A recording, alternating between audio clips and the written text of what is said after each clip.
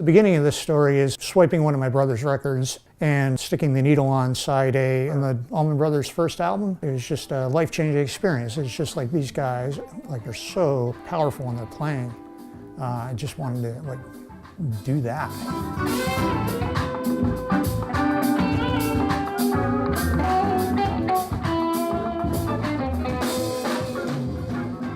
I didn't get a hold of the Eat a Peach album until I was in college. I started making guitars in the early 80s at a small company called Richelieu in Bridgeport, Connecticut. And I started my own business in 1988 and learned marquetry, the craft of making pictures out of veneers of wood sometime in the 90s. The techniques I'm using to make these guitars are pretty much old school bandsaw, router jigs, hand carving the necks. I'm using a spoke shave and rasps and sandpaper to get the shape I want. There's a lot of handwork that goes into these things. I've developed this double cutaway design based on seeing Steve Miller's guitar at a concert in the 1970s on TV, and I never saw another one like it, so it was always in my mind to make just a sweet double cutaway. It's a tribute to the Allman Brothers. Kind of celebrates their music, especially the music of the original band, and especially the guitar playing of Duane Allman and Dickie Betts, and their dialogue with each other and their support from the rest of the band to take a song and just bring it on a journey.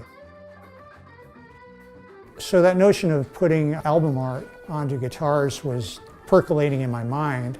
Kind of want to tell the story of, like, buying an album and, like, running home with it and running up to your bedroom, sticking it on the turntable, and then just sitting on the bed and just checking out the artwork. It's a cool experience back in the day when the big album was the way we listened to music.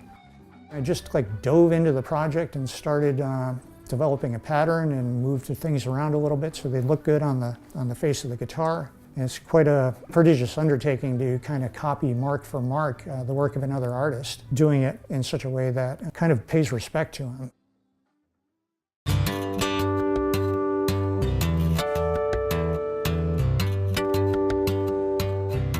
Marquetry design, at this level, it takes a few weeks, coming up with the idea and then developing a pattern, selecting out the veneers you want to use, starting to cut and piece things together. It's kind of a step-by-step, add one more piece, until you develop the whole design as one big sheet that's all taped together, at which point it gets glued onto the guitar using a vacuum press and using marine-grade epoxy, which really muckles it down. Once it comes out of the press, it takes a lot of careful sanding to get everything level to one surface and looking nice.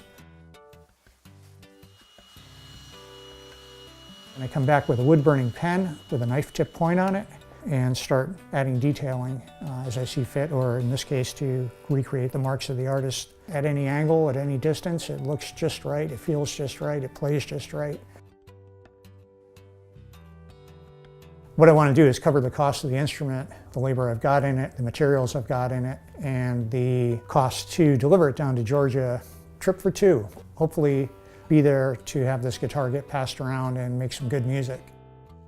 Hoping to just kind of create a good event that passes off this guitar to the museum in such a way that music gets made. At the bottom line, this guitar makes music, like, more than it is pretty to look at. It's a valid, good sounding instrument that I'm proud of.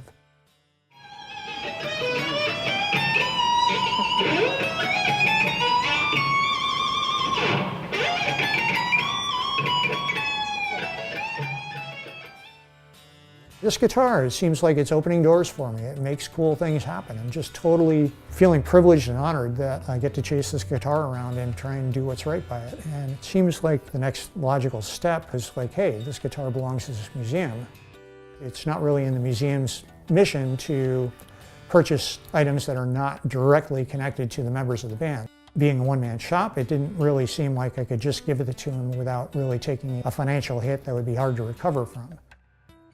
So the notion of crowdfunding seemed like a valid way to kind of put it out there for the fans of the Allman Brothers, the fans of guitar music in general, fans of rock and roll, fans of guitar making, friends, relatives, anybody that wants to participate, to just chip in a little bit and do it from the bottom up, kind of a groundswell of support and thanks for all the great music given to us by the Allman Brothers over the years. So it seems like a cool way to say thanks.